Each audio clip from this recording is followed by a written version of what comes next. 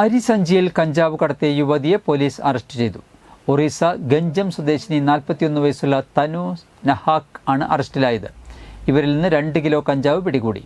Thrissur railway സ്റ്റേഷനിൽ train ഇറങ്ങി വന്ന സ്ത്രീയെ സംശയം തോന്നി പോലീസ് നടത്തിയ പരിശോധനയിലാണ് കഞ്ചാവ് പിടികൂടിയത്.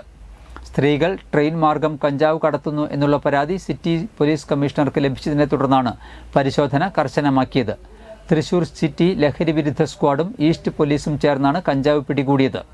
റെയിൽവേ സ്റ്റേഷനിൽ ട്രെയിൻ ഇറങ്ങി പുറത്തുവന്ന തനുവിൻ്റെ കൈവശമുണ്ടായിരുന്ന സഞ്ചിക്കുള്ളിൽ എന്താണെന്ന് ചോദിച്ചതിൽ അരിയാണെന്ന് പറയുകയും വിശദമായി തുറന്ന് പരിശോധിച്ചതിൽ അരിക്കുള്ളിൽ 2 കിലോ കഞ്ചാവ് ഒളിപ്പിച്ചു വെച്ച രീതിയിൽ കാണപ്പെടുകയുമായിരുന്നു.